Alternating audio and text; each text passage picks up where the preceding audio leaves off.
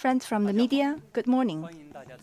Welcome to this press conference for the second session of the 14th National People's Congress. Our topic today is China's foreign policy and external relations. We are delighted to have with us Mr. Wang Yi, member of the Political Bureau of the CPC Central Committee and Foreign Minister. He will brief you and take up your questions. Thank you. Friends from the media, good morning. I'm very pleased to meet you again during the NPC and CPPCC sessions. I heard that you arrived here very early. I salute your hard work. The world landscape today is undergoing profound transformation, and human society is confronted with multiple challenges. In this changing and turbulent international environment, China will remain a staunch force for peace, stability, and progress of the world. In his report to the 20th National Congress of the CPC, General Secretary Xi Jinping pointed out that although this is an era fraught with challenges, it is also an era brimming with hope. China will stand firmly on the right side of history and on the side of human progress, and will advocate vigorously peace, development, cooperation, and mutual benefit. It will pursue its development along with its efforts for peace and development of the world, and at the same time, it will make greater contributions to world peace and development through its own development. It was also stressed in the report that the CPC is dedicated both to pursuing happiness for the Chinese people and rejuvenation for the Chinese nation, and to promoting human progress and world harmony. That is our mission and our duty. It is also our aspiration and our goal. With that, I'm ready to take your questions. Thank you. Thank you. The floor is now open for questions.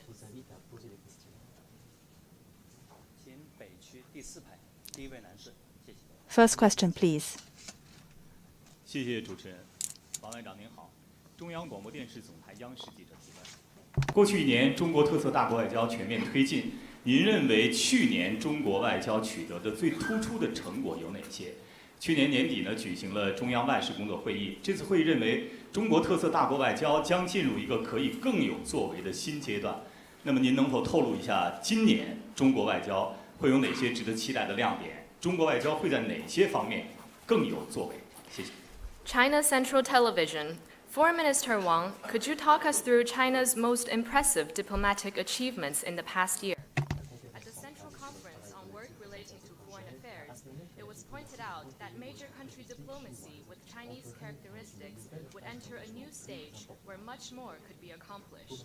Could you share with us what highlights we could expect in the year ahead, and in what areas of its diplomacy will China seek to accomplish more? The year 2023 not only witnessed pioneering efforts, but also great harvests in China's diplomacy. Under the strong leadership of the CPC Central Committee with Comrade Xi Jinping at its core, the Chinese Foreign Service fully implemented the guiding principles set forth at the 20th CPC National Congress. We took steps to promote international solidarity and cooperation and offered solutions to crises and challenges. We contributed to world peace and development and broke new ground in China's diplomatic theory and practice. In the past year, President Xi Jinping hosted 2 major diplomatic events in China, attended 3 multilateral summits, made 4 important overseas visits, and had more than 100 meetings and phone calls. Head of state diplomacy is getting increasingly irreplaceable in providing strategic guidance.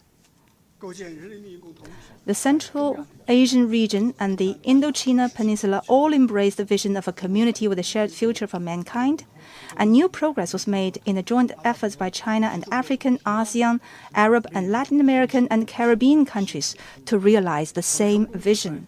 The 3rd Belt and Road Forum for International Cooperation was a success, taking Belt and Road cooperation to a new stage of high-quality development. BRICS achieved a historic expansion, opening a new chapter of united strength for the Global South. We facilitated the historic reconciliation between Saudi Arabia and Iran and mediated a ceasefire agreement in northern Myanmar. We promoted political settlement of all hotspots and conflicts. We resolutely opposed all hegemonic and bullying acts and effectively safeguarded China's sovereignty, security, and development interests, as well as the common interests of developing countries. We conducted diplomacy to serve the Chinese people and to fully support the development and stability of the country. At the Central Conference on Work Relating to Foreign Affairs at the end of last year, President Xi Jinping outlined a comprehensive plan for China's external work for the present and beyond, which was a top-level design for China's diplomatic strategy on the new journey. We'll study and implement the guiding principles of the conference in real earnest. We'll follow the guidance of Xi Jinping thought on diplomacy, focus on building a community with a shared future for mankind, and act with a stronger sense of historical responsibility and a more vibrant spirit of innovation to accomplish more in our major country diplomacy with Chinese characteristics. We'll be more confident and self-reliant in cultivating the features of China's diplomacy. Our national development and rejuvenation will always be based on our own efforts, and the future of the Chinese people will always be in our own hands. We will remain firm in pursuing the independent foreign policy of peace and resolutely safeguard China's sovereignty and national dignity. We will be more open and inclusive and conduct diplomacy with a broad vision. We will consolidate and expand our global network of partnerships, promote a new type of international relations, and promote mutual respect and mutual learning between civilizations. We'll strive for stability in major country relations, common progress with our neighbors, and rejuvenation with fellow countries in the global south. We'll uphold fairness and justice and further establish the ethos of China's diplomacy. We'll practice true multilateralism and promote greater democracy in international relations. On issues of principle concerning the legitimate rights and interests of developing countries and the future of humanity, we will be more unequivocal, and we will shoulder greater moral responsibility and press ahead in the right direction of history. We'll promote win-win cooperation and stay true to the ideal of China's diplomacy. We'll stay on the right path of seeking solidarity and cooperation, offer more solutions with Chinese wisdom to regional hotspots and global issues, and provide more public goods in the interest of world peace and development. China's new development will bring about new opportunities to the world. Thank you. Next question, please. Russia Sevotnia. 俄罗斯卫星屯村社提问：今年是俄中建交75周年，这些年来，双边关系得到了前所未有的发展水平。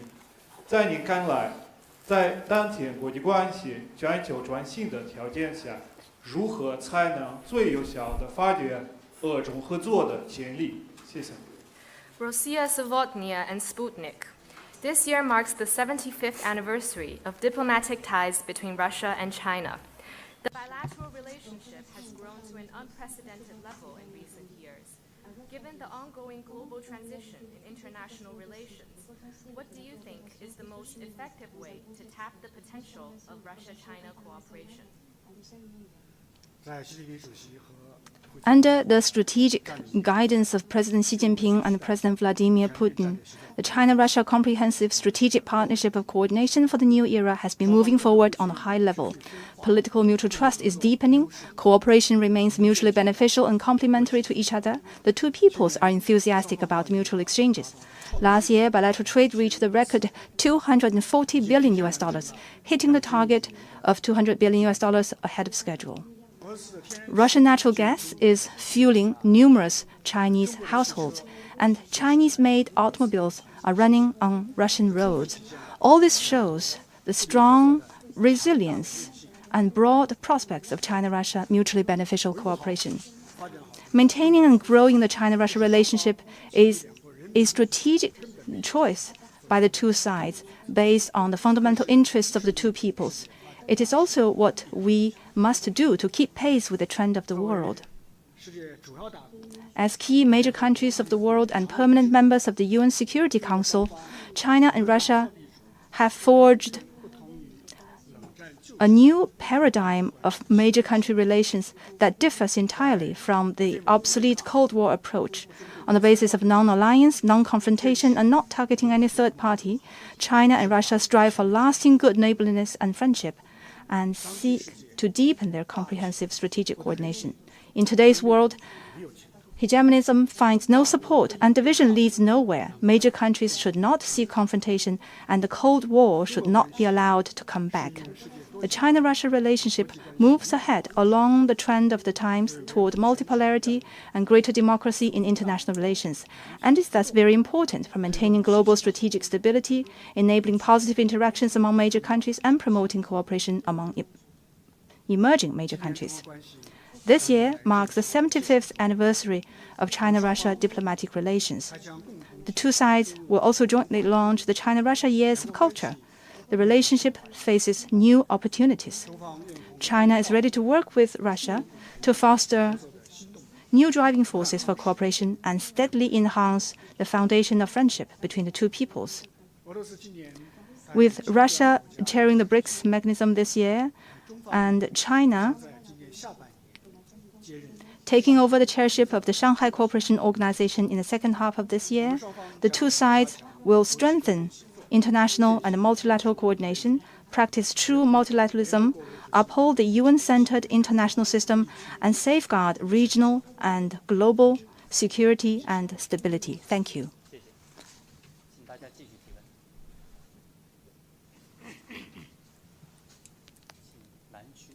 Next question, please. 谢谢主持人。王外长您好，我是人民日报社的记者。中央外事工作会议指出，构建人类命运共同体是新时代中国特色大国外交追求的崇高目标。近年来，我们看到中国与不少国家宣布共建命运共同体。请问外长，您如何看待构建人类命运共同体的前景？谢谢。People's Daily. At the Central Conference on Work Relating to Foreign Affairs, it was pointed out that building a community with a shared future for mankind is China's lofty goal in conducting major country diplomacy with Chinese characteristics for the new era. In recent years, China has announced it would strive for that goal together with quite a number of countries. How do you see the prospect of building a community with a shared future for mankind? Building a community with a shared future for mankind is the core tenet of Xi Jinping's thought on diplomacy. It is China's solution to the question of what kind of world to build and how to build it. President Xi Jinping has stressed many times that humanity live in the same global village and travel in the same boat, facing various global challenges coming our way. Countries should rise above their differences in history, culture, geography, and system, and work together to protect the Earth, the only inhabitable planet for us all, and make it a better place. This important tenet demonstrates President Xi Jinping's broad historical vision and deep passion for the world as the leader of a major country. It goes beyond the obsolete zero-sum game mentality, assumes the moral high ground of civilization, and captures the shared aspirations of all nations. It points the right direction for humanity at a historical inflection point where accelerated transformation unseen in a century is unfolding across the world. Building a community with a shared future for mankind has become a glorious banner leading the progress of the times. It is also the lofty goal of our major country diplomacy with China's characteristics for the new era. It's been 10 fruitful years for this vision since President Xi Jinping put it forward. It has developed from a conceptual proposition to a scientific system, from a Chinese initiative to an international consensus, and from a promising vision to practical outcomes, showing strong vitality. From bilateral partners to multilateral institutions, from regional frameworks to global initiatives, and from public health to cyberspace and oceans, China has been building communities with a shared future with scores of countries and regions in multiple forms and domains. Time and again, the vision has been written into UN General Assembly resolutions as well as resolutions and declarations of the SCO, BRICS, and other multilateral mechanisms. The evolution of the international situation in recent years shows again and again that the number one reality in today's world is that all countries rise and fall together, and that the short path to meeting the challenges is mutual assistance and win-win cooperation. More and more countries and peoples have come to realize that the future of humanity should be decided by all countries together, and that the future of the world should be built by all peoples together. China is ready to work with all countries to build an open, inclusive, clean and beautiful world of lasting peace, universal security and shared prosperity. The road ahead may be tortuous, but the future is bright. Thank you.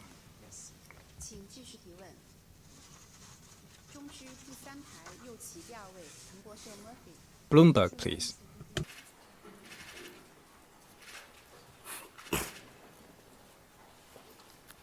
Thank you. So, a question from Bloomberg. After last year's meeting in San Francisco, China and the US agreed to jointly manage differences and promote mutually beneficial cooperation. Since then, the US has continued to increase its trade and technological restrictions. My question is, how does China think this trend will change in the next 1 to 2 years? And how does China plan to respond to this? Thank you. 彭博社自去年中美元首旧金山会晤后，中美就共同处理分歧、推进互利合作达成了共识，但美方仍持续对华增加贸易和科技限制。中方认为，未来1至2年间，这一趋势是否会有所转变？中方将如何应对？ The China-US relationship is critical to the well-being of the two peoples and to the future of humanity and the world. No matter how the international landscape evolves, China always keeps its US policy stable and consistent, and always handles the relationship with a sense of responsibility for history, for the people, and for the world. Our position is the 3 principles proposed by President Xi Jinping: mutual respect, peaceful coexistence, and win-win cooperation. They are a statement of the experiences and lessons of the 50-plus years of China-US relations, and represent the right way for interactions between major countries. They should be observed and acted upon by both sides. Specifically, mutual respect is the precondition, because interaction sustains only when differences in social and political systems are respected and acknowledged. Peaceful coexistence is the baseline, because conflict and confrontation between two major countries like China and the US have unimaginable consequences. Win-win cooperation is the goal, because when working together, China and the US can do great things conducive to the two countries and the world. At the historic meeting in San Francisco last November, the two presidents reached common understandings and charted the course for stabilizing the China-US relationship and bringing it back on the track of sound development. President Xi Jinping elaborated on China's fundamental approach and principled position on developing relations with the United States. President Biden reiterated that the U.S. does not seek a new Cold War, does not seek to change China's system, does not seek to revitalize its alliance against China, and does not support Taiwan independence. He also stated that the U.S. is glad to see prosperity in China and does not seek to contain or suppress China's development or to decouple with China. There has been some improvements in China-US relations since the summit in San Francisco. This meets the interests and wishes of the people of both countries and the world. But it has to be pointed out that U.S. misperception toward China continues, and U.S. promises are not truly fulfilled. The U.S. has been devising various tactics to suppress China and kept lengthening its unilateral sanctions list, reaching bewildering levels of unfathomable absurdity. If the U.S. says one thing and does another, where is its credibility as a major country? If it gets jittery whenever it hears the word China, where is its confidence as a major country? If it only wants itself to prosper, but denies other countries' legitimate development, where is international fairness? If it persistently monopolizes the high end of the value chain and keeps China at the low end, where is fairness in competition? The challenge for the U.S. comes from itself, not from China. If the U.S. is obsessed with suppressing China, it will eventually harm itself. We urge the U.S. to be clear-eyed about the trend of the times, view China's development objectively and rationally, engage in exchanges with China proactively and pragmatically, and to act to fulfill its commitments. We hope that it will work with China to bring the relationship back on the track of stable, sound, and sustainable development. This year marks the 45th anniversary of China-US diplomatic relations. President Xi Jinping pointed out that the hope of the China-US relationship lies in the people. Its foundation is in grassroots connections, its future depends on the youth, and its vitality comes from subnational exchanges. China is always ready to strengthen dialogue and exchanges with the US and promote friendly exchanges in various sectors, so as to build more bridges for mutual understanding and remove unnecessary misunderstanding and biases. We believe that two sides are fully able to find a right path for the two different major countries to get along with each other. Thank you.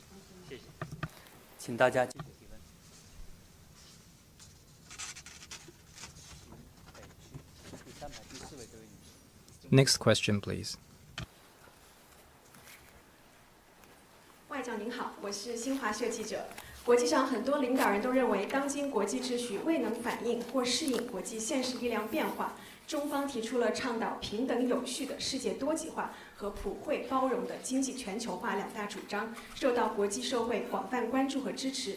您能否就中方倡导的全球治理方案做进一步阐释？谢谢。Xihuang News Agency. Many leaders around the world believe that the current international order fails to reflect and adapt to the shifting power dynamics of the world. China's proposal to build an equal and orderly multipolar world and a universally beneficial and inclusive economic globalization has drawn wide attention and support from the international community. Could you further elaborate on China's solution to global governance? Multipolarity and economic globalization are the prevailing trends in the advancement of human society. But there are different views on how they should look like. China believes in an equal and orderly multipolar world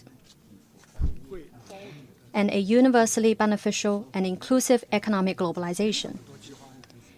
An equal multipolar world means equal rights, equal opportunities, and equal rules for every nation.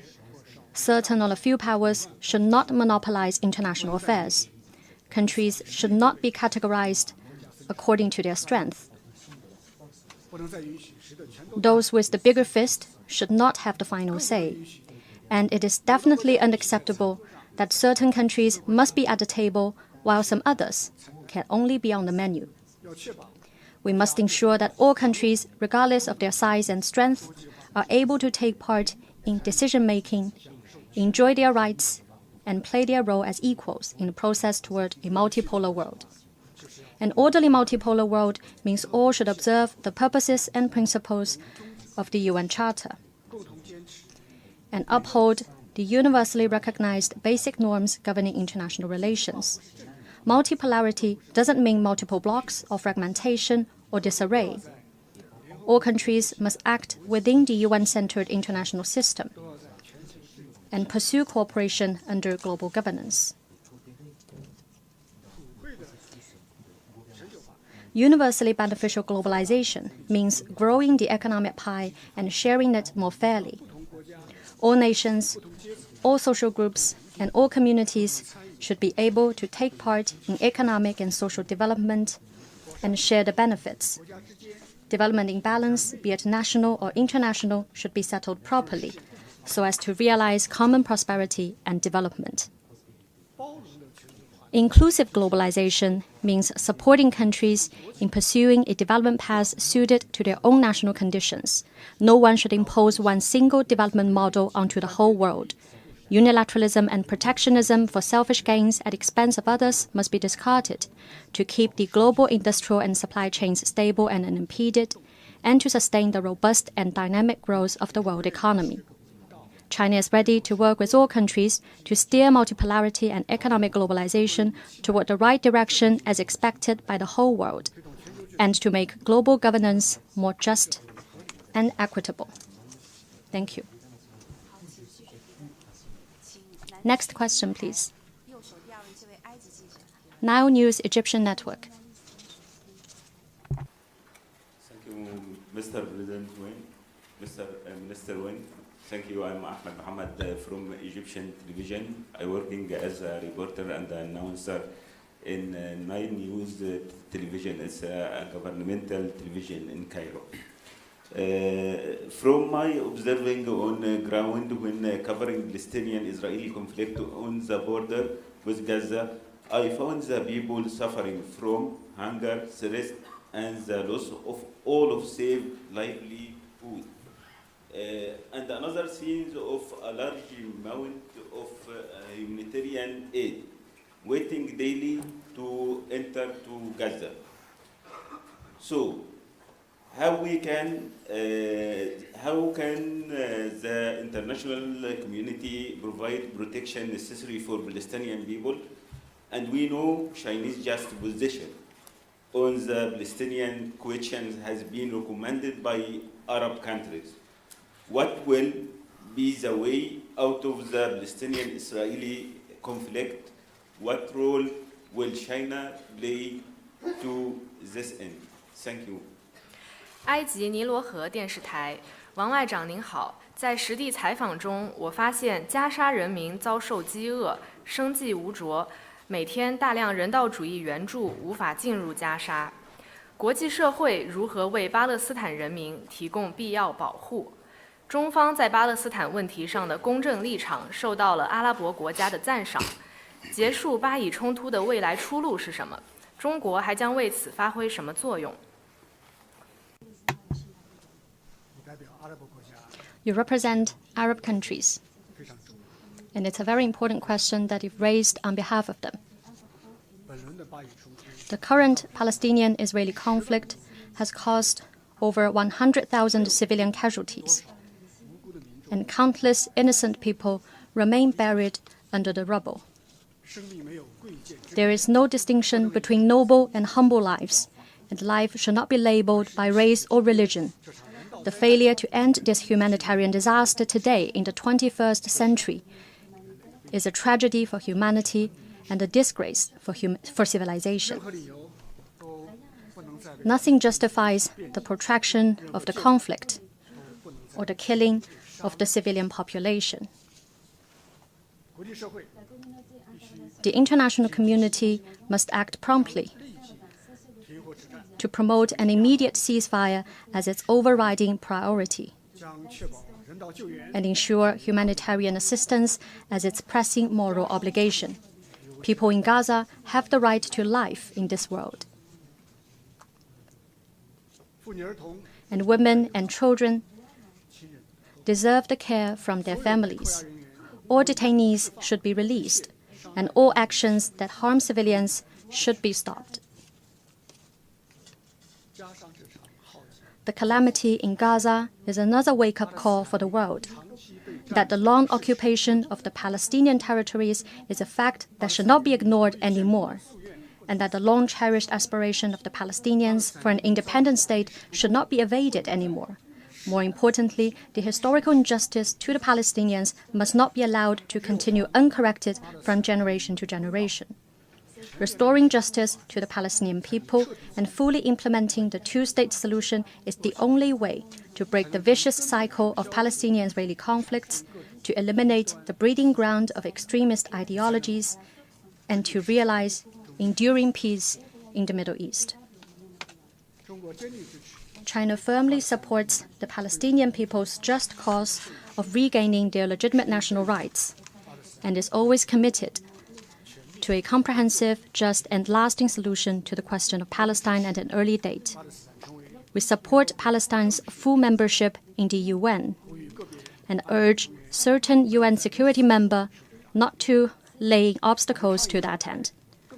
We call for a more broad-based, more authoritative, and more effective international peace conference to work out a timetable and roadmap for the two-state solution. We believe that Palestine and Israel should resume peace talks as soon as possible to achieve the ultimate goal that they coexist in peace as two states, and the Arab and Jewish peoples live in harmony as two ethnic groups. China will continue to work with the international community to restore peace, save lives, and uphold justice. Thank you.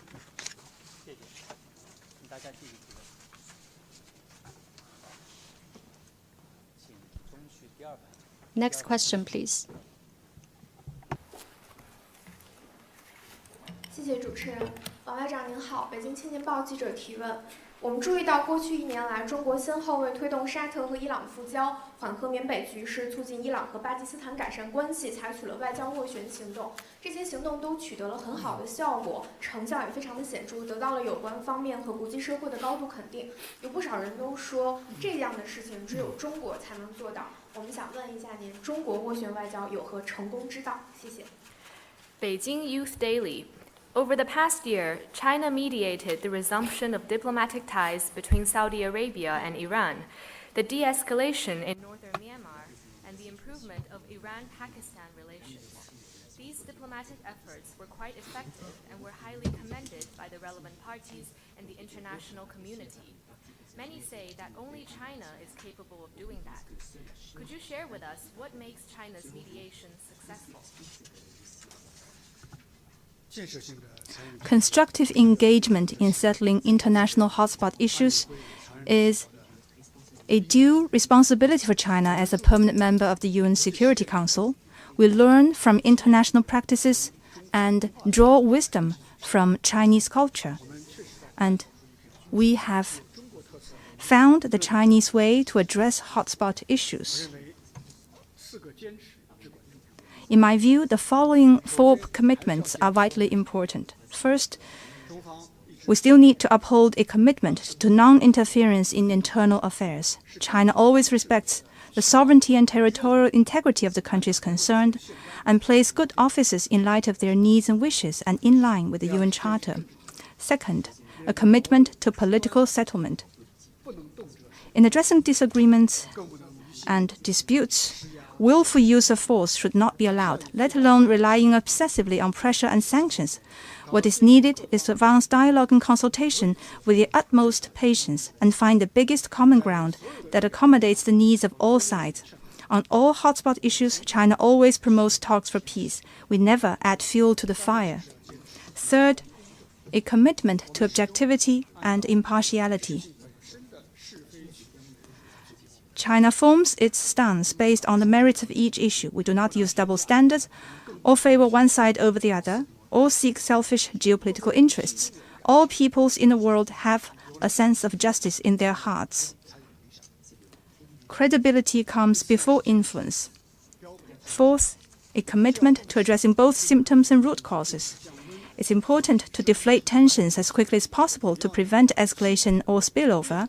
And at the same time, it is also crucial to look into the root causes in a systemic and dialectical way and take a holistic approach to resolving disputes. Band-aid solutions are not advisable, nor are short-sighted, utilitarian or finger-pointing tactics.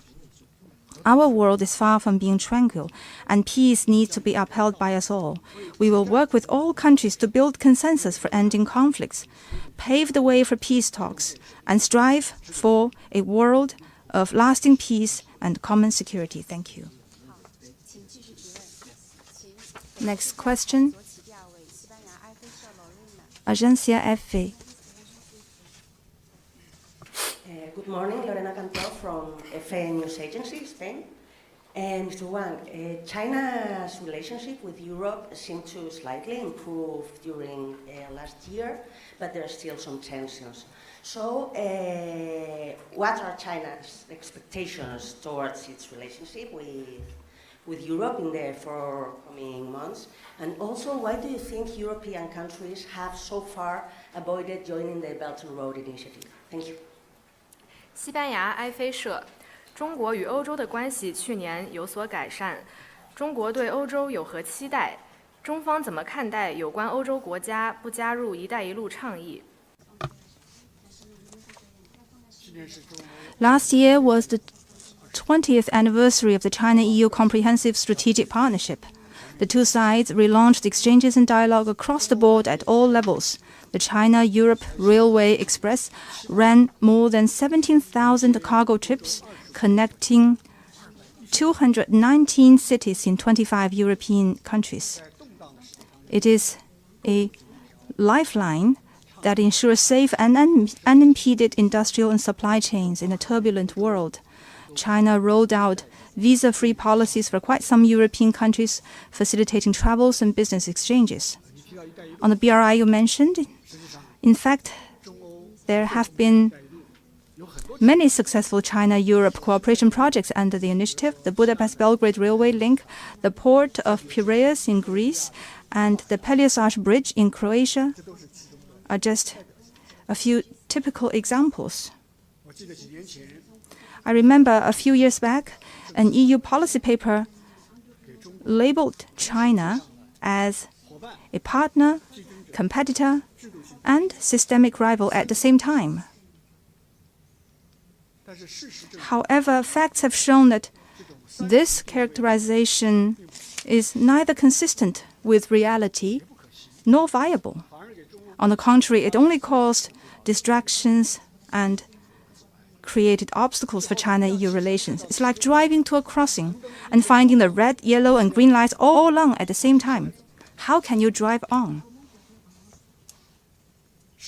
In fact, China and Europe do not have clashing fundamental interests between them or geopolitical and strategic conflicts. Their common interests far outweigh their differences.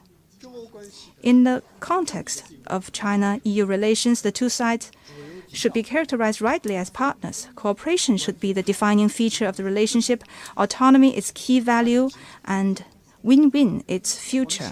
We hope that China-EU relations will move ahead smoothly with green lights at every crossing. A strong Europe is in the long-term interests of China.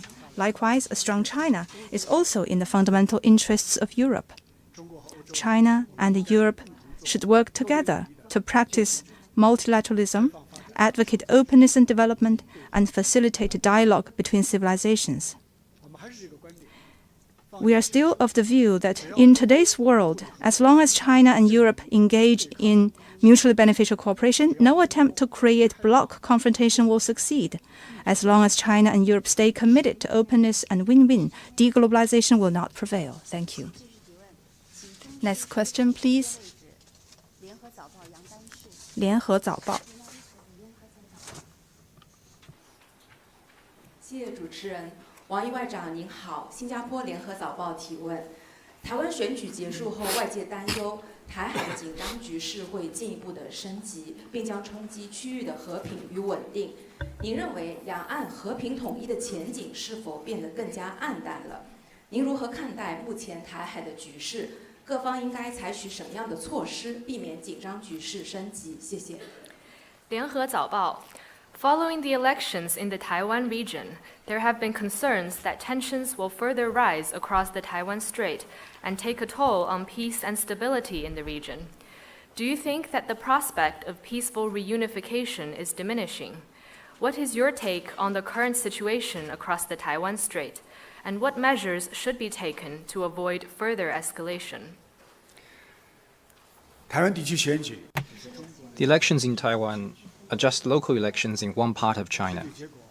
The result does not change even in the slightest terms the basic fact that Taiwan is part of China, nor does it change the historical trend of Taiwan's return to the motherland.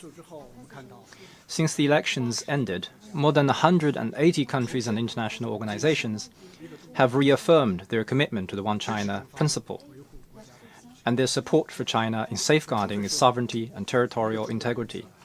This sufficiently proves that the One China principle is already a prevailing international consensus. Those who connive at and support Taiwan independence are just challenging China's sovereignty.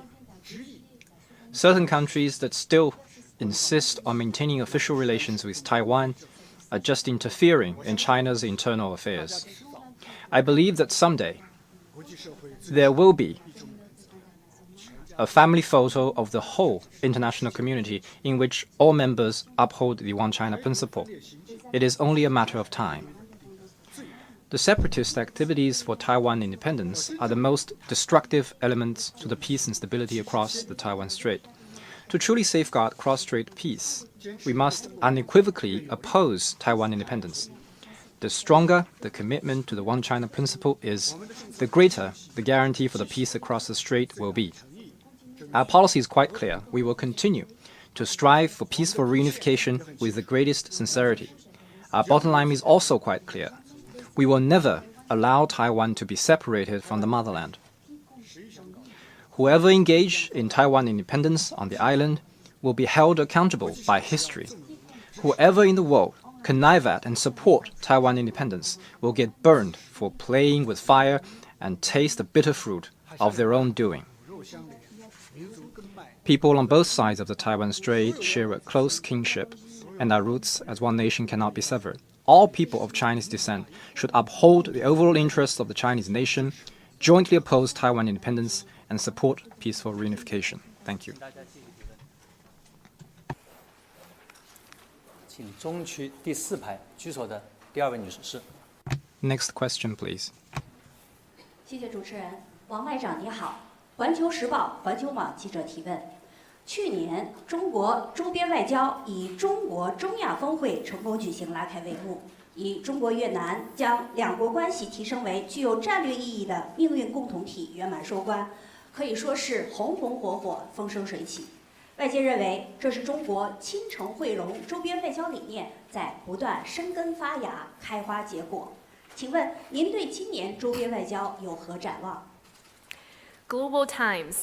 China's neighborhood diplomacy in 2023 began with a successful China-Central Asia summit and concluded on a high note with the agreement between China and Vietnam to build a community with a shared future that carries strategic significance. It was indeed a busy and fruitful year.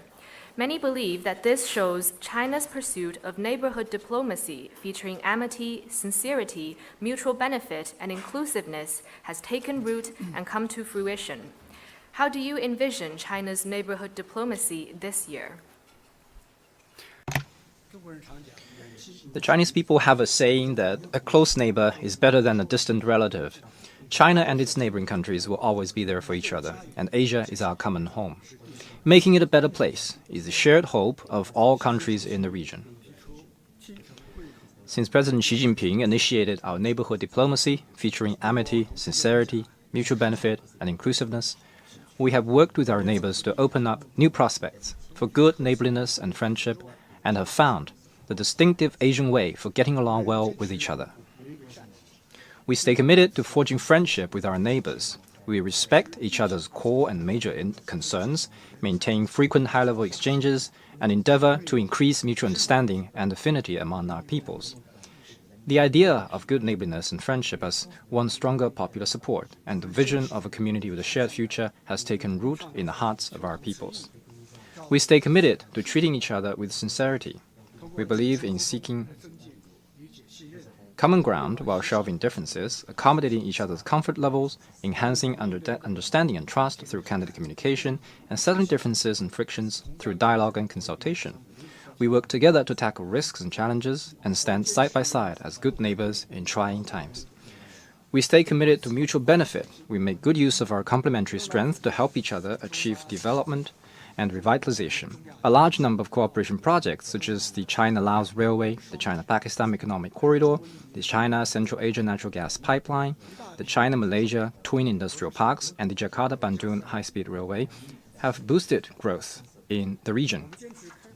We stay committed to openness and inclusiveness. We practice open regionalism, take an active part in East Asian cooperation, support ASEAN centrality, and promote deeper and more substantive China-Japan ROK trilateral cooperation. The China-Central Asia Summit and the Lantang-Mekong Cooperation Mechanism have made robust progress.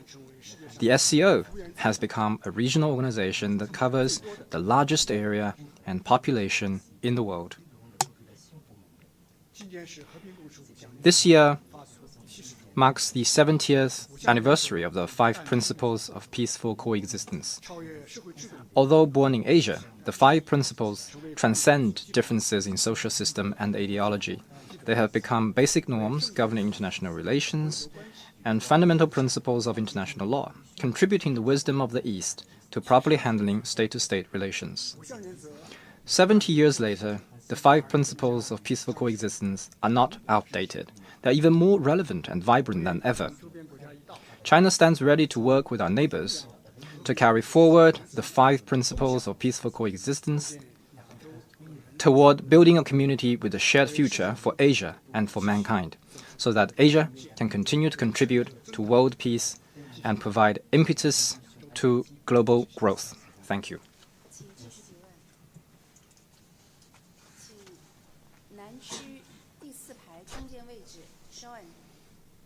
Next question, please.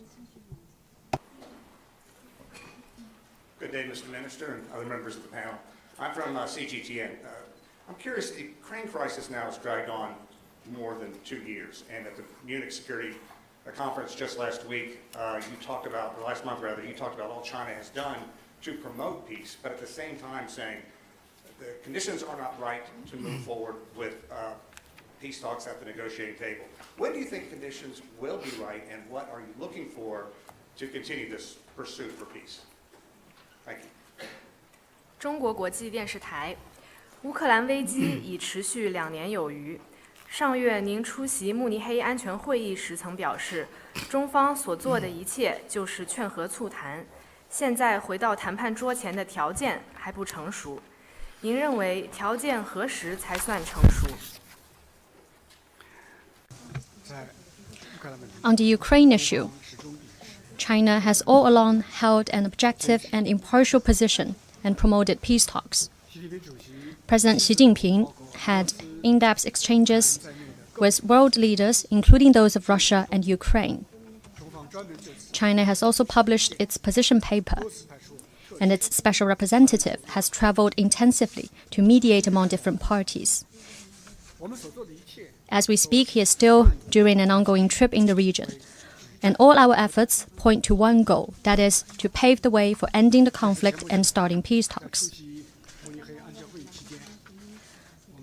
One strong impression we got at the recent Munich Security Conference is that as more and more people begin to worry about a possible lose-lose outcome, they are ready to create conditions to explore a reliable way out of this crisis. Past experience shows that a conflict, when prolonged, tends to deteriorate and escalate, even to the extent unthinkable for parties concerned. In the absence of peace talks, misperception and miscalculation will accumulate and may lead to an even bigger crisis. Lessons in this regard should not be forgotten. All conflicts have to end at the negotiating table. The earlier the talks start, the sooner peace will arrive. As long as all parties abide by the purposes and principles of the UN Charter, and their legitimate concerns are properly addressed, I believe a balanced, effective, and sustainable security architecture can and will be established in Europe. President Xi Jinping has put forward 4 points about what must be done. They are China's fundamental guide in seeking a political settlement of the Ukraine crisis. China supports the holding in due course of an international peace conference that is recognized by both Russia and Ukraine and ensures the equal participation of all parties and fair discussions on all peace plans. China looks forward to the early restoration of peace and stability on the European continent and will continue to play a constructive role to this end. Thank you.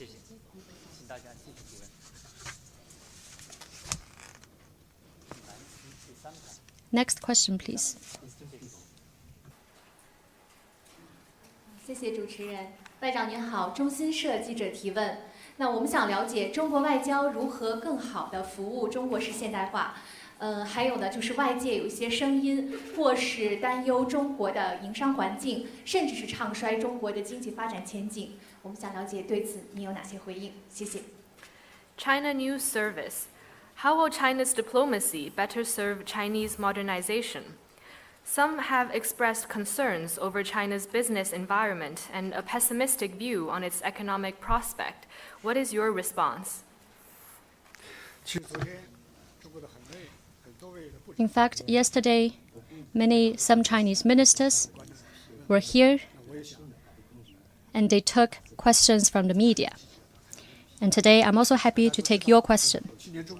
As you may know, last year, China's economy grew by 5.2% last year, contributing to 1/3 of global growth.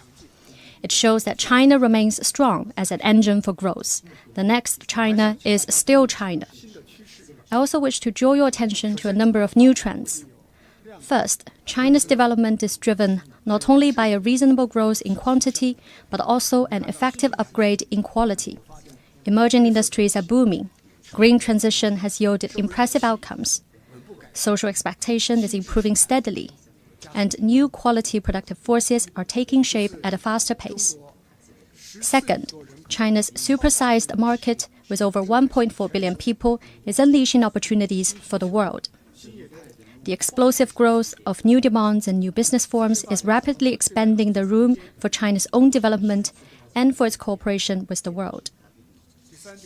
Third, China is opening its door wider as more substantive steps are taken in its high-standard institutional opening up. China's overall tariff has been reduced to a level similar to developed country members of the World Trade Organization. Negative list for foreign investment is shortened to less than 31 items.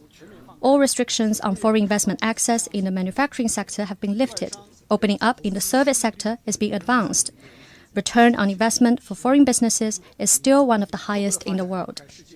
China prospers through interaction with the world, and the world becomes better off when China does well. Spreading pessimistic views on China will end up harming oneself, and misjudging China will result in missed opportunities. Economic diplomacy is an important part of our external work. We will continue to take steps to facilitate visits in China, including more convenient payment. I wish to share with you that starting from March the 14th, China will further extend, on a pilot basis, visa exemption to 6 countries, including Switzerland, Ireland, Hungary, Austria, Belgium, and Luxembourg. We hope more countries will offer Chinese citizens visa facilitation and work with us to build fast-track networks for cross-border travels and encourage speedy resumption of international passenger flights. This will make it more convenient for Chinese citizens to travel abroad and make foreign friends feel at home in China. We will organize more tours outside the capital city for foreign diplomats in China and build more bridges for local governments and businesses to engage in international cooperation. We will work with competent departments to work on the negotiation and signing of more high-standard free trade agreements, expanding a global-oriented network of free trade areas, and safeguarding the steady and smooth functioning of global industrial, supply, and data chains. We will join efforts to strengthen the various platforms for international cooperation, including the China International Import Expo, the China International Fair for Trading Services, the China International Consumer Products Expo, and the China International Supply Chain Expo. We will continue to make the business environment more market-oriented, law-based, and up to international standards in an effort to stabilize expectations and provide longer-term benefits to global investors and partners. Thank you. Next question, please. Antarah News Agency. Thank you. Question from Antarah, Indonesia National News Agency. In July 2023, China and ASEAN member countries agreed to foster the negotiation for a binding code of conduct for South China Sea. But regarding this kind of situation, currently, is China still optimistic for the negotiation? And if so, what does China offer for more harmonious and peaceful for the code of conduct in South China Sea? Thank you. 印尼安塔拉通讯社，2023年7月，中国与东盟国家一致同意推动谈判，推进达成具有约束力的南海行为准则，为营造南海和平和谐环境，中方将在推动达成南海行为准则方面提出什么方案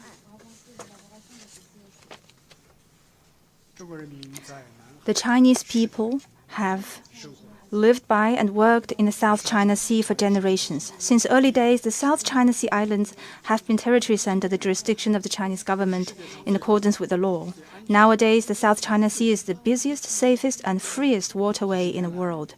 For decades, 50% of the world's merchant vessels have sailed through this waterway, accounting for 1/3 of maritime trade, and this has never been disrupted or hampered. Despite the turbulence in the world, peace and stability in the South China Sea have been maintained thanks to the collective efforts of China and ASEAN countries. This does not come by easily and should be dearly cherished. The most important experience we have drawn is that we must adhere to two principles. First, differences should be properly managed and resolved through dialogue and consultation or negotiation between states directly involved. Second, peace at the sea should be upheld by China and ASEAN countries working together. These are also the core principles in the Declaration on the Conduct of Parties in the South China Sea, signed in 2002. On maritime disputes, China has been exercising a high degree of restraint. We maintain that parties should find solutions that are acceptable to each and all by working in the spirit of good neighborliness and friendship and on the basis of respecting historical and legal facts. But abusing such good faith should not be allowed. Distorting maritime laws cannot be accepted. In the face of deliberate infringements, we will take justified actions to defend our rights in accordance with the law. In face of unwarranted provocation, we will respond with prompt and legitimate countermeasures. We also urge certain countries outside the region not to make provocations, pick sides, or stir up troubles and problems in the South China Sea. On upholding peace and stability in the South China Sea, it is important that China and ASEAN countries continue to implementing the DOC and at the same time accelerate negotiations on the COC and establish regional rules that are more effective, substantive, and in line with the international law, including law of the sea. With strong efforts from China, the second reading of the COC was successfully completed, and procedures for the third reading launched. We'll work with ASEAN countries to strive for an early conclusion of the COC and ensure that the South China Sea remains a sea of peace and cooperation. Thank you. Next question, please.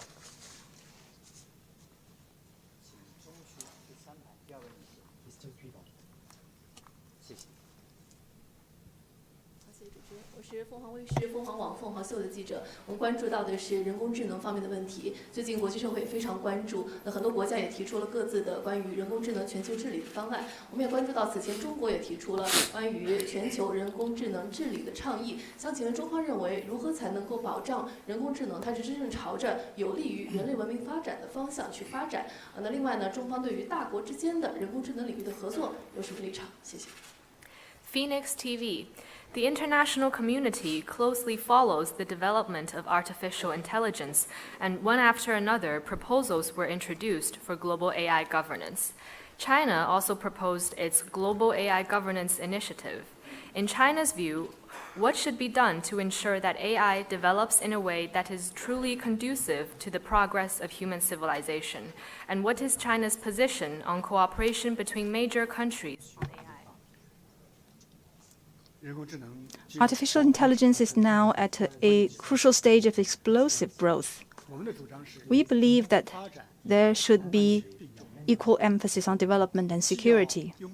New things and new opportunities should be embraced, and at the same time, brakes should be checked before setting off. Concerted efforts are needed to advance global governance on AI. The Global AI Governance Initiative put forward by President Xi Jinping last October has clearly laid out China's position and proposals. Our main focus is to ensure three principles are met. First, ensure that AI is a force for good. Development of AI should be conducive to the welfare of all humanity, in line with ethics and norms, in conformity with the rules of international law, and in keeping with the trend of human civilization. Second, ensure safety. AI should always be placed under human control, with constantly improving interpretability and predictability. For that purpose, plans should be made to assess and control various kinds of risks. Third, ensure fairness. An international AI governance institution should be set up under the UN framework, and all countries be able to participate on equal terms in the process of AI development and sharing its benefits fairly. I wish to stress that attempts to create small yard, high fence in AI development would result in mistakes with historic consequences. Such attempts cannot block other countries' technological development. They would only fragment international industrial and supply chains and undercut humanity's ability to tackle risks and challenges. China takes an active and open approach on AI cooperation with other countries and has established dialogue mechanisms with a number of countries. In the field of AI, cooperation between major countries is vital, so is capacity building for developing countries. So we will submit in due course to the UN General Assembly a draft resolution on enhancing international cooperation on capacity building of artificial intelligence in order to encourage technology sharing among parties, bridge the AI divide, and leave no one behind. Next question, please.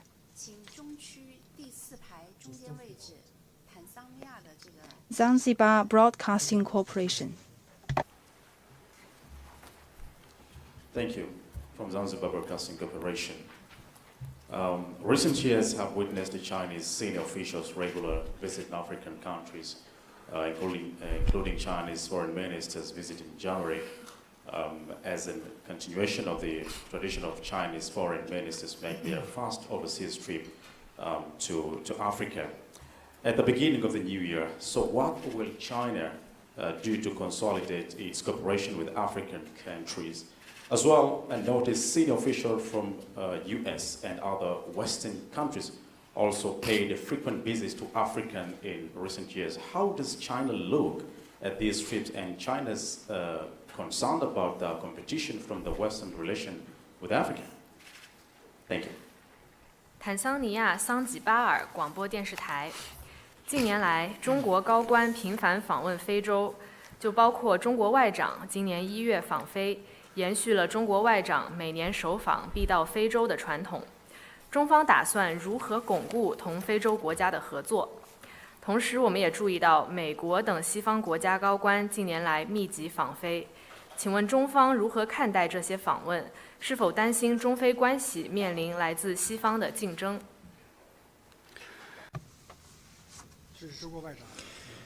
Chinese foreign ministers start their overseas visit every year with a trip to Africa. This is a tradition that has continued for 34 years. This is unique in the history of international exchanges. It is so because China and Africa are brothers treating each other with sincerity and sharing a common future. We have fought shoulder to shoulder against imperialism and colonialism. We have supported each other in pursuit of development. We have always stood for justice in a changing international landscape.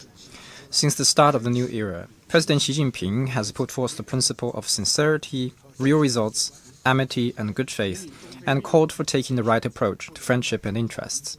The endeavor of building a China-Africa community with a shared future has thus been steered onto a fast track. China has remained Africa's biggest trading partner for 15 years straight, and the pie of China-Africa cooperation is growing bigger.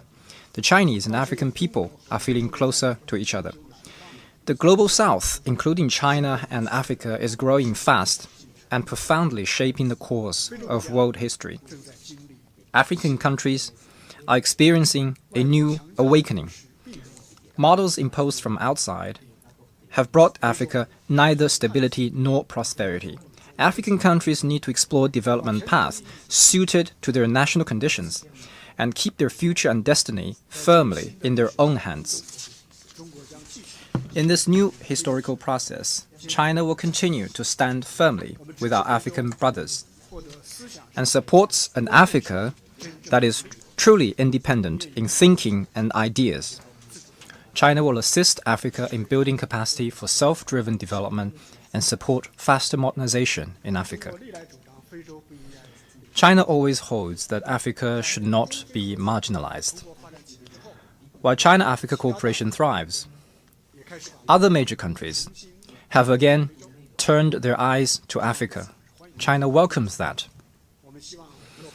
We hope that, like China, all sides will pay greater attention to Africa and increase input to support Africa's development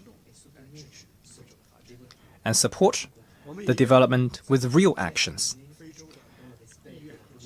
On the basis of respecting the will of Africa, China stands ready for more trilateral and multilateral cooperation. The next meeting of the Forum on China-Africa Cooperation will be held in China this autumn. Chinese and African leaders will gather in Beijing again after 6 years to discuss future development and cooperation and exchange governance experience. I believe that through this summit, China and Africa will enhance their long-standing friendship and deepen unity and collaboration to open up new vistas for faster common development and start a new chapter for China-Africa community with a shared future. Thank you. Next question, KBS, please. 韩国广播公司记者提问：关于朝鲜半岛问题上，中国政府阐明了坚持维护和平稳定，坚持实现无核化，坚持通过对话协商解决问题的3大原则。中国政府仍坚持这3大原则吗？另外，近期朝鲜半岛的紧张局势不断加剧，对此中方的解决方案是什么？谢谢。 Korean Broadcasting System. On the Korean Peninsula issue, China has stated the 3 principles of promoting peace and stability, denuclearization, and settlement through dialogue and consultation. Are these still the positions of the Chinese government? Recently, tensions have been rising on the Korean Peninsula. Where does China see a way out of it?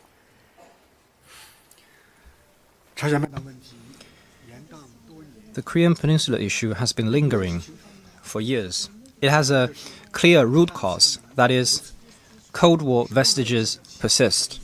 A peace mechanism remains absent, and the security issue is yet to be fundamentally resolved. It also has a ready script. This is what China envisages as the dual-track approach and the principle of phased and synchronized actions. Currently, tensions are rising on the peninsula. This is not what China wants to see. The world is turbulent enough. Renewed conflict and turmoil should not happen on the peninsula. Anyone trying to use the Korean Peninsula issue to revive the retrogressive Cold War confrontation will be held accountable by history. Anyone undermining regional peace and stability will pay a heavy price. China maintains a consistent position on the issue. All our efforts come down to one thing: to champion peace, stability, and lasting security on the peninsula. The imperative now is to desist from acts of deterrence and applying pressure and move out of the spiral of escalating confrontation. The fundamental solution lies in resuming dialogue and negotiation, addressing the legitimate security concerns of all parties, especially those of the DPRK, and advancing the political settlement of the Korean Peninsula issue. Thank you. 请中区第6排第1位女士举手的这位女士。 Next question, please. 谢谢主持人。中央广播电视总台国广记者提问。我们注意到当前呢，全球性的挑战层出不穷，国际社会普遍期待联合国来发挥更大作用。同时呢，有一些大国企图绕开联合国来组建自己的小圈子，对以联合国为核心的国际体系造成冲击。那么今年呢，联合国将会召开未来峰会，那么明年呢，也将会迎来联合国成立80周年。所以我们想请问外长，如何来看待联合国在这个国际事务当中发挥的作用？那么对于联合国的发展和改革又有怎样的主张？谢谢。China Radio International. With global challenges emerging one after another, the international community looks to the United Nations to play a bigger role. But some major countries try to bypass the UN and form all sorts of small circles, which undermines the UN-centered international system. The UN will hold the Summit of the Future this year and celebrate its 80th anniversary next year. How does China see the role of the UN in international affairs, and what are China's suggestions for the reform and development of the UN? China always believes that there is only one system in the world, i.e., the international system with the UN at its core. There is only one order, i.e., the international order underpinned by international law. And there is only one set of rules, i.e., the basic norms of international relations based on the purposes and principles of the UN Charter. No country should do whatever suits it or reinvent the wheel. The crises and challenges seen in recent years serve as a repeated warning that the role of the UN should be strengthened, not weakened, and the status of the UN must be upheld, not replaced. Over the last 70 years and more since its founding, the UN has weathered wind and rain and withstood the impact of power politics. It remains the most universal, representative, and authoritative intergovernmental organization. The core mechanism for achieving world peace and development, and an important platform for the many small and medium-sized countries to participate in international affairs as equals. China is the first country to have signed on the UN Charter. China is the biggest contributor of peacekeepers among the permanent members of the Security Council,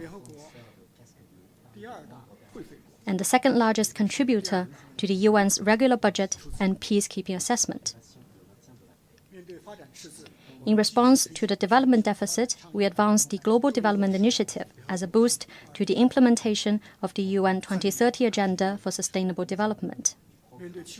In response to the climate threat, we support UN-led international cooperation on climate change and will make the world's biggest cut in carbon emission intensity in the shortest time frame ever seen in history. At the same time, the UN also needs to reform and improve in keeping with the times, to adapt to the new realities of international political and economic development, and to increase the representation and say of developing countries. Major countries, in particular, need to assume their responsibilities and help the UN, including its Security Council, to better fulfill its mandate, build global consensus more effectively, mobilize global resources, and coordinate global actions. China supports the UN in holding the Summit of the Future and reaching a pact for the future that benefits all parties.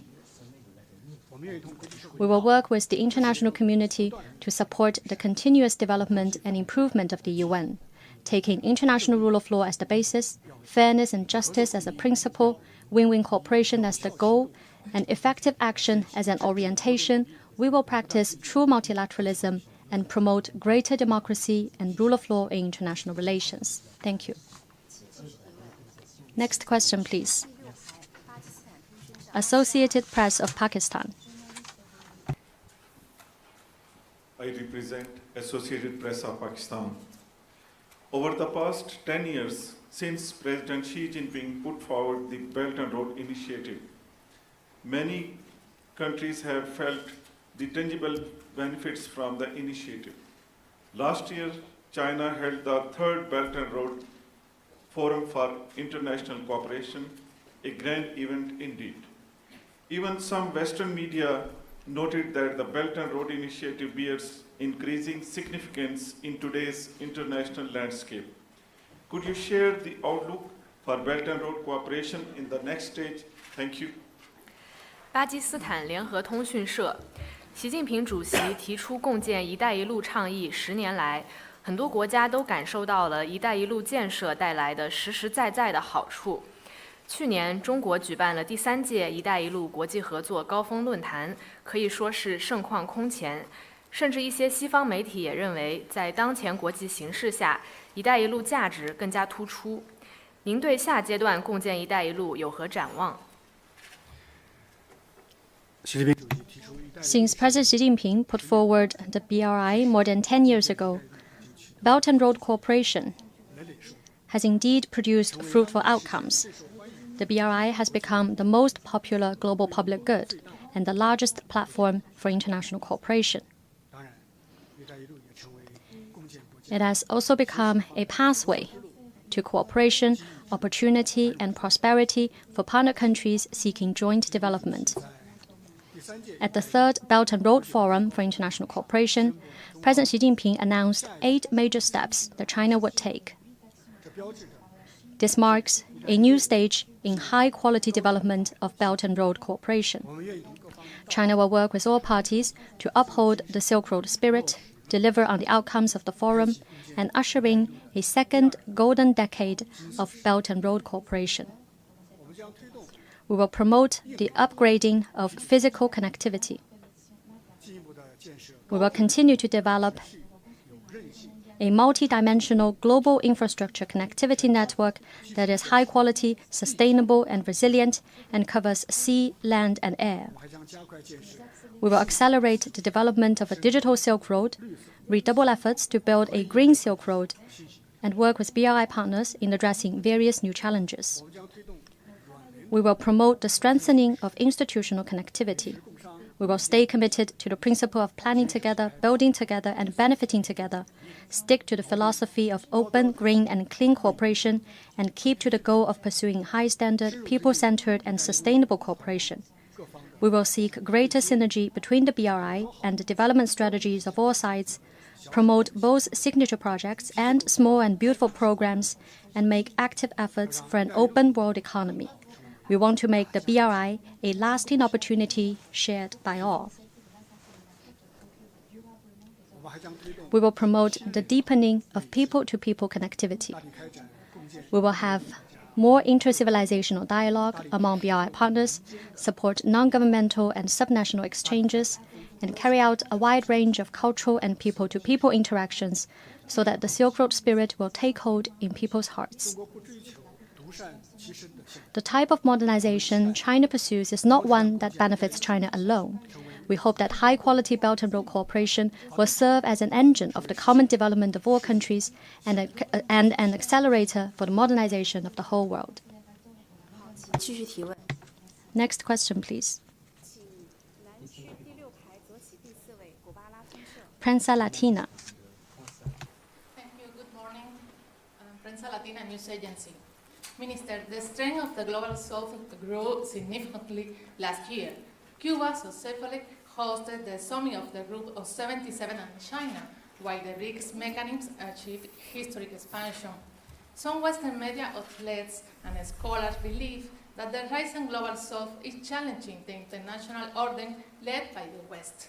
As an important member of the global south, China has played an important role. What is China's comment on this matter? Thank you. 古巴拉美通讯社，去年全球南方力量显著增长，古巴成功举办了77国集团和中国峰会，金砖机制实现了历史性扩员。一些西方媒体和学者认为，全球南方的崛起正在挑战西方主导的国际秩序。中国作为全球南方的重要一员，在其中发挥了重要作用。中方对此有何？ A stronger BRICS means growing force for peace and increasing support for justice. It should not be seen as a challenge. In the broader sense, BRICS expansion reflects the collective rise of the global south and the world evolving faster toward multipolarity, consisting of emerging markets and developing countries. The global south now takes up independence is its distinct quality, and seeking strength through unity is its tradition.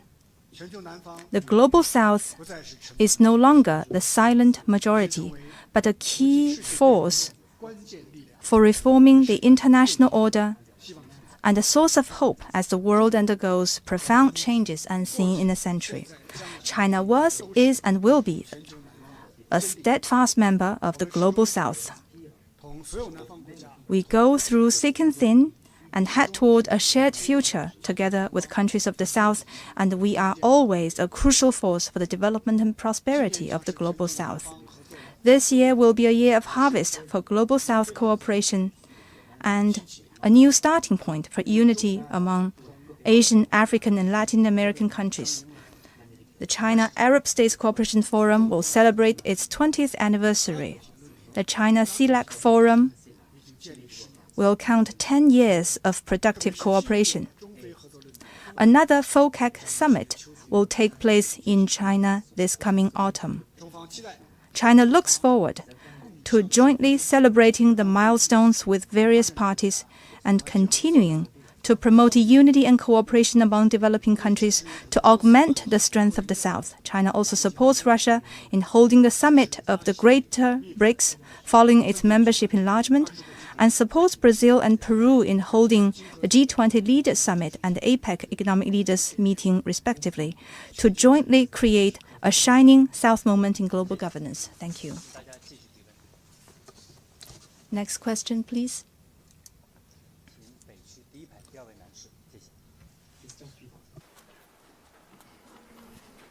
谢谢主持人，外长您好，我是中国日报记者。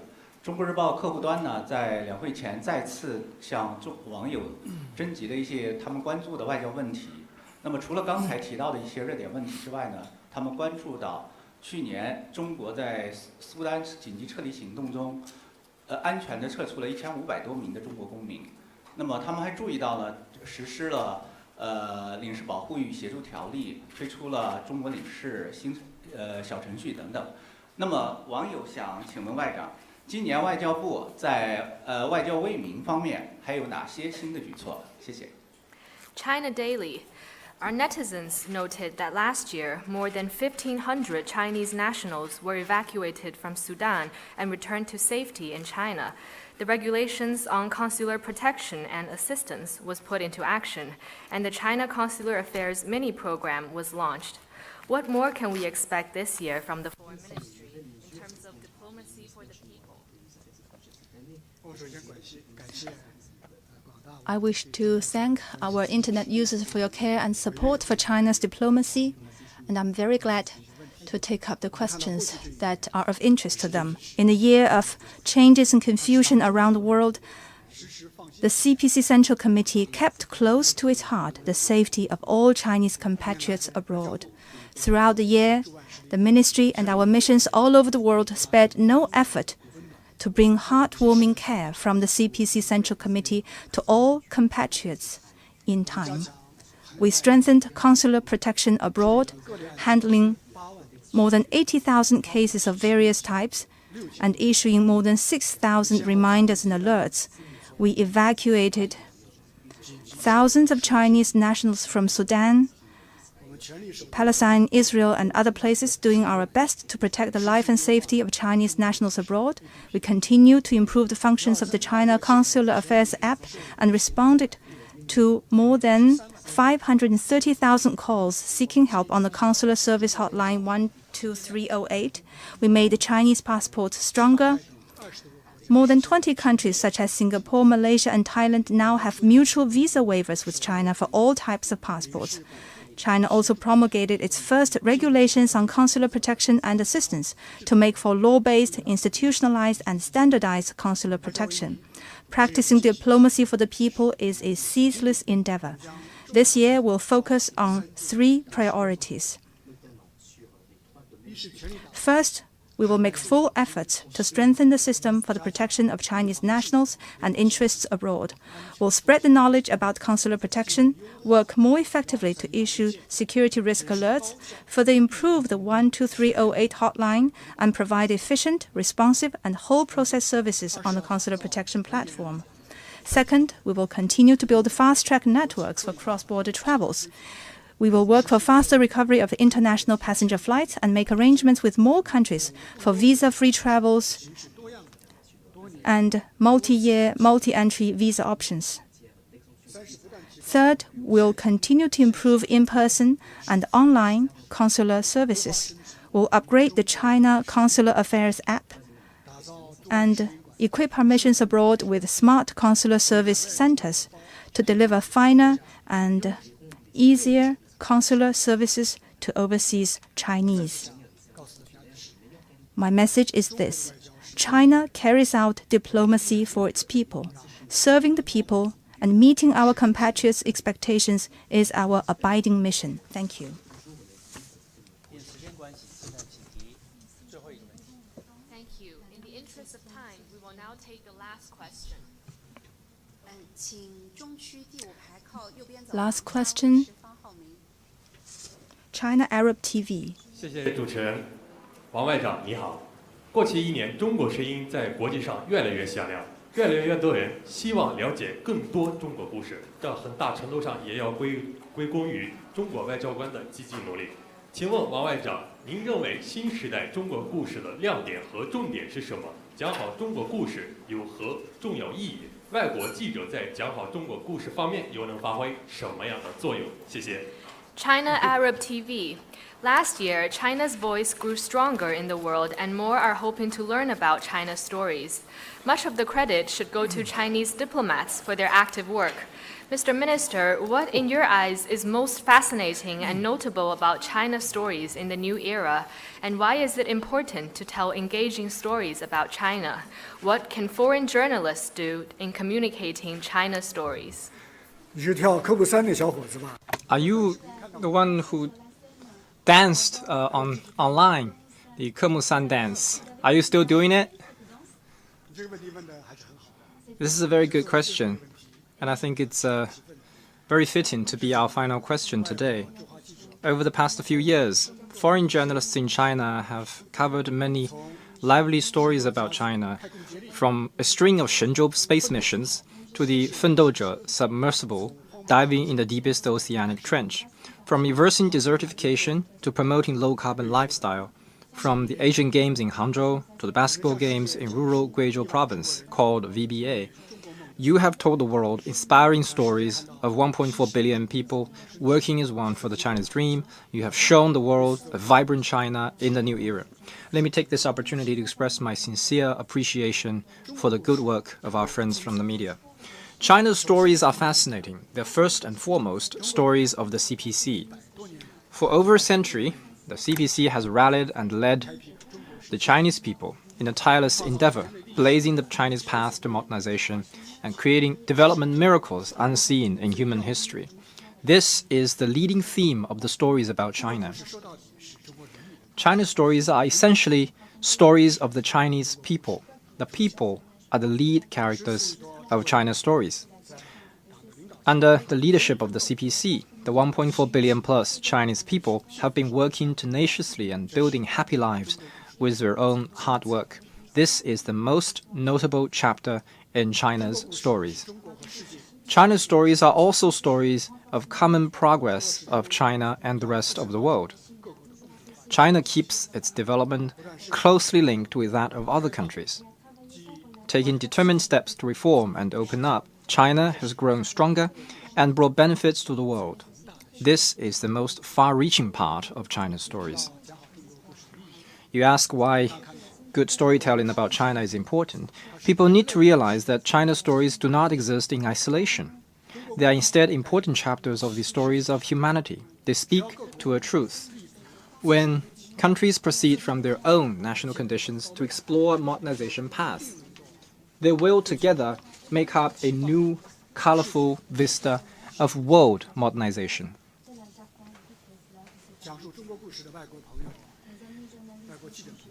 There are now more and more foreign journalists telling China's stories. I've learned that one of them sees it as a lifelong mission, because China is a place that makes the impossible possible.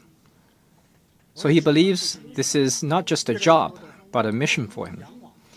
I can see also more foreign influencers becoming popular with viewers from around the world for sharing their experiences in China. More foreign friends are welcome to join us in telling the stories of an energetic, bustling China, and of China working hand in hand with other countries to build a community with a shared future for mankind. Thank you once again. Thank you. Friends from media, that is the end of the press conference today. Thank you, Minister Wang Yi. Thank you all. This press conference now concludes.